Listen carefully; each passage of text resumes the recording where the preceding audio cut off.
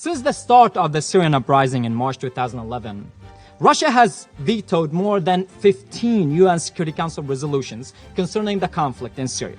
Among other things, these resolutions covered human rights violations, the use of force against civilians, toxic chemical weapons, and calls for a meaningful ceasefire.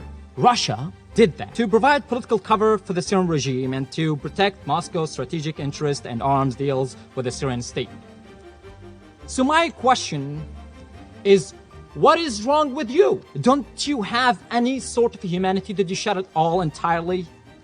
How do you sleep at night? How do you look your kids in the eyes? And don't you dare to give me anything about the sovereignty of the Syrian regime. This is just too lame argument by now. The Iranian regime and the Iran-backed militias did not get enough from killing the brilliant minds of Iraq. Killing them was not enough, so they crossed the border and they came to Syria. And they slaughtered, raped, they burned both human animals and trees. Early this year, a member of this council welcomed the Syrian dictator Bashar al-Assad into their home, the United Arab Emirates. Don't you have any respect for the people who've been suffering for years, for everyone who died under torture in Syria, for every mother who lost her kid? Don't you have any respect for those people?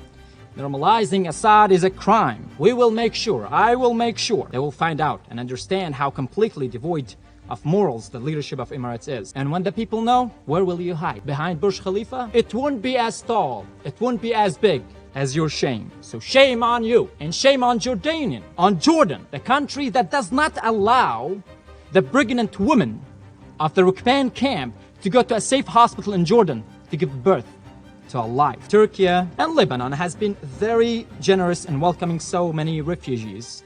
For that, we are no doubt very grateful. However, the Syrian people at this moment are facing a lot of discrimination, a lot of racism, and a lot of insult on a daily basis. And we want to encourage, we want to ask the Turkish government, we want to ask Lebanese government and every government where there are Syrian refugees to actually be more responsible to honor those who seek refuge in your home. The people of Syria will remember the ones who did them good and the ones who did them bad.